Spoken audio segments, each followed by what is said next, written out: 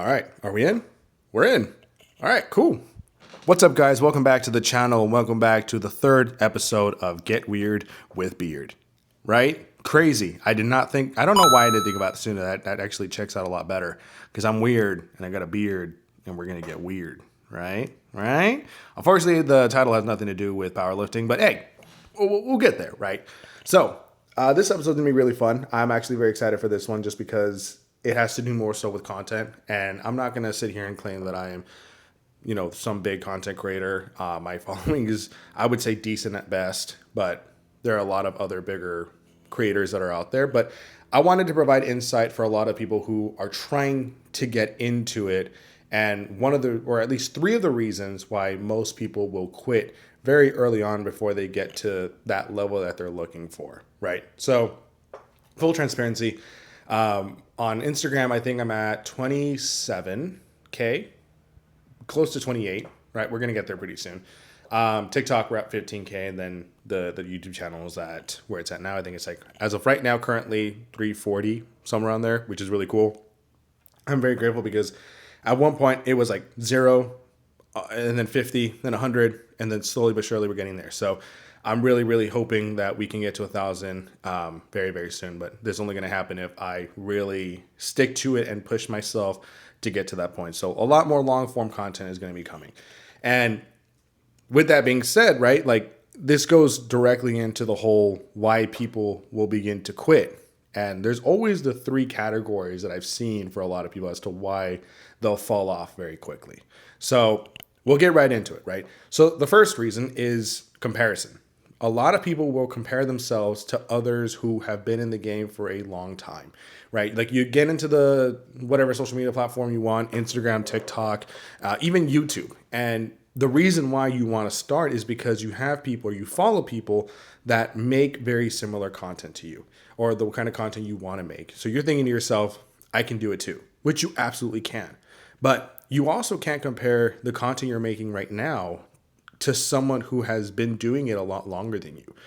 Comparing it to someone who, may have had more experience with their personality on camera, which is a very daunting task for a lot of people. You have to be very comfortable with putting yourself out there and showing your face on camera. And there's going to be people that are going to give you some hate, and it sucks, but that's the name of the game. So when you're watching someone else's content and you're seeing that they're at a certain level where they're recognized, or they're becoming a household name, or there's something you really look up to, use their content as a means of inspiration, right? Study their content. Now, at that point, you're not looking at people's videos as a means of doom scrolling, but more so studying how they're getting there and how they're getting that traction, right?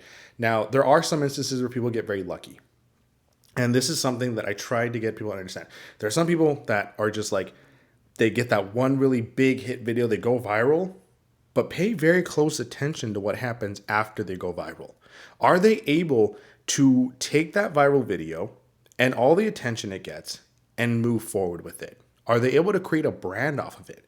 Because if they're going from getting like 200 views, 500 views, 1,000 views, 5 million views, 200 views, 1,000 views, right? That just goes to show that they had one hit and they couldn't replicate that again. And now they just back to the bottom and they're not able to replicate it, or at least really ride off of the wave of that virality, right? So when you're getting into content, rather than shooting for trying to go viral, shoot to be impact, right? I always talk about impact over influence. You can influence people to buy product. You can influence people to do a number of different things, but to impact people means that you're reaching them at an emotional level and connecting with them that makes them want to follow you, right? And that's how people will grow their following very quickly, whether it's good or bad, whether their content is, controversial or whatever it might be. They're still getting that traction. They're making people feel something. They're impacting people in some way or shape or form. And that's how they're building their following, right? And that's how their community continues to grow. So keep that in mind. Use their content as a means of studying, and then don't compare yourself to them because you're not them. They're not you at the same time. See how that works? You're not them and they're not you.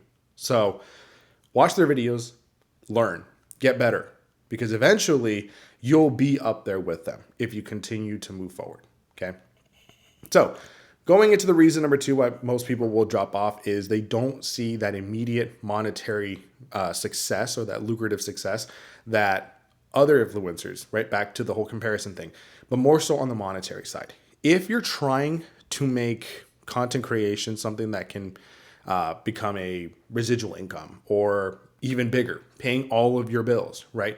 That's going to take time, effort, understanding the algorithms, because there's different ones, and understanding where each audience and how each audience plays effect in each platform, because each one's going to operate very, very differently from each one. Okay. So we'll start off with some of the easier ones, and we'll go into like the brand deal stuff and the expectations you should have when you get to that point. If you're trying to monetize in short form content, so let's talk about TikTok, Instagram, maybe X, right? You are trying to use that as a means of, I guess in TikTok first, almost vomiting content, right? That is a great platform for you to just get as many videos out with very little to no punishment, because every single 200 views that you get are going to be different from the next video and the next video, because they're gathering sample sizes that are going to see whether or not your video resonates with an audience that is going to now connect with you at that point. So eventually you're going to get to the point where your videos are going to go directly towards an audience that basically reflects your content, right? So for example, powerlifter, making powerlifter content, fresh new account. I'm making tons and tons of powerlifting content. The algorithm's still trying to figure out who am I sending this video to? And then eventually over time, after like say 50 to 100 videos, I know it's a lot, but on that platform, frequency is king.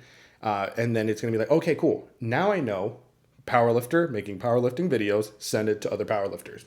Cool. At that point, once you have that, your job is to now connect with those people in your niche. Connect with the powerlifters. Make them feel something to want to now follow you. Okay, that's for TikTok, right? Volume is king. Get it all out there, just all of it, and you can use that content and repurpose it. Into other platforms such as Instagram. Which move on to that one. Instagram's really cool because it's a little more millennial, right? And you don't want to overwhelm that platform all too much with your short form content.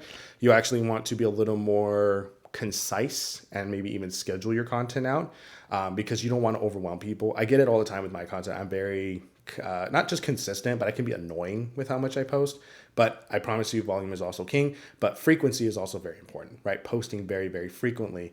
And the cool thing with TikTok is you can take that video, put it on Instagram, and it might perform completely different.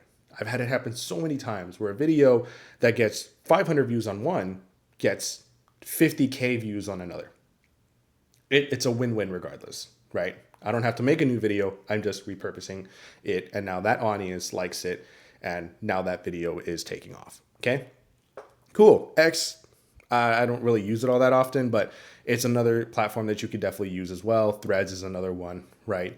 But the cool thing about Instagram is that you can connect it to your Facebook.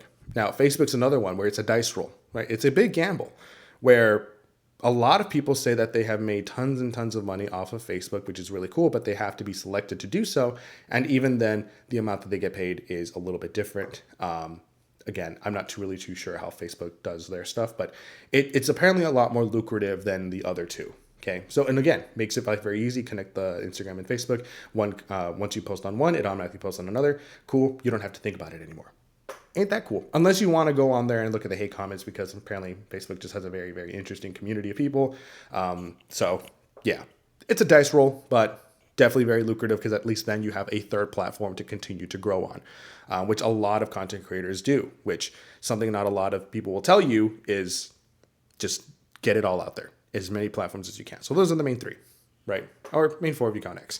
And then from there, now we're looking at the YouTube. This is the big fish, right? And this is all going to connect in a second. With YouTube, it is more of a way for you to connect with an audience in a way that you can't do on a smaller platform, right? The way I can connect with you guys here and continue to talk to you guys, we've been talking for almost 10 minutes now. It's very different. I can't do that on the smaller platforms. You're intentionally going on YouTube for longer form content so you can watch it, whether you're at the gym or you're on your way home, right? And you can even use this and put it on other platforms like Spotify. Okay. That's the option you now have. So with YouTube, it's more of a way for you to connect with the people that are from these smaller social media platforms.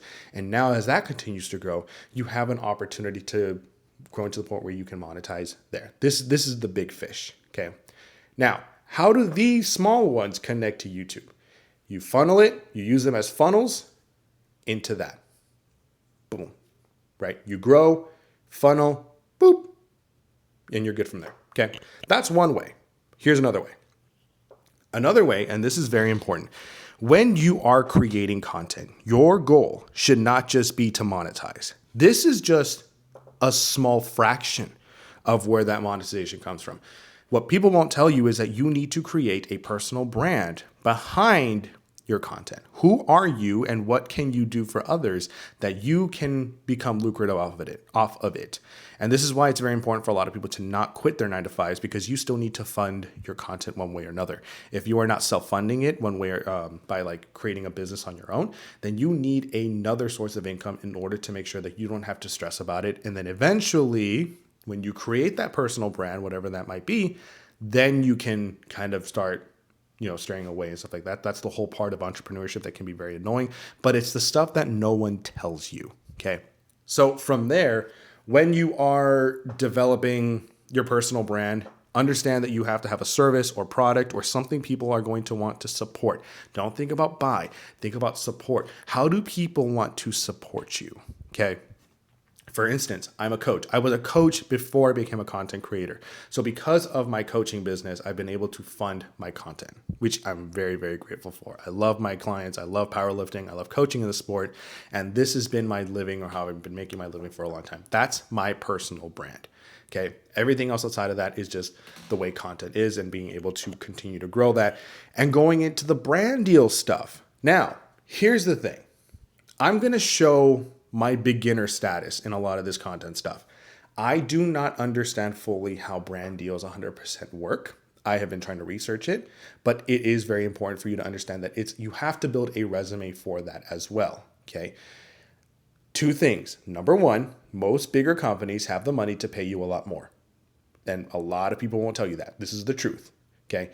Also understand that when you create your resume and send it to these companies, they more than likely may reject you. But the reality is they need you more than you need them, because TV commercials are only going so far. Social media is where most of the ads are coming in. So know your worth the bigger your following becomes and the more impact you have within your community. Okay. I'm not saying, you could technically charge whatever you want to charge, but just be very mindful of that. Okay. They could easily say no. I've had it happen to me plenty of times. And I'm like, okay, cool. Like we're clearly not a good fit. That's totally fine, right? But don't undersell yourself. Don't just settle for PR packages unless you really want to. Make sure you are getting something out of these brand deals, because it's very important for them just as much as important for you. Okay.